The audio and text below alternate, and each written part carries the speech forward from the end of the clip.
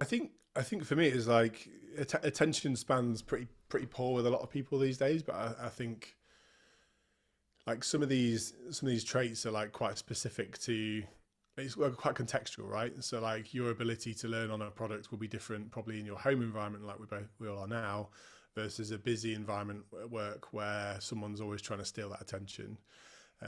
So I think trying to understand the learner, the user in more detail, understand the different contexts in which they could use that the thing we were building.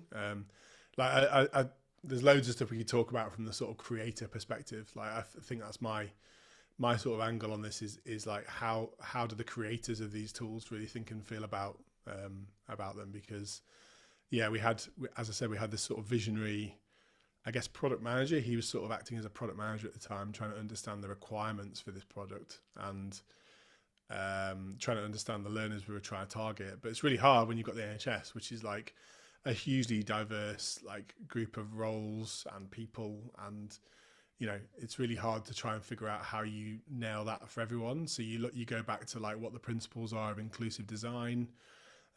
You really think about the fewest steps possible to get someone to achieve a task, and I think that was sort of my mentality while we were building it. It's like, okay, like it's my job to code this up and to try and make it work, but also it's my responsibility to ensure that it doesn't just work, because these other tools like Moodle they work, but they don't work well. And I think there's this like an area of pride and an area of responsibility when you're building these sort of things to ensure that yeah, they're actually enjoyable to use and they create an environment where people can learn in a really effective way that makes sense to them.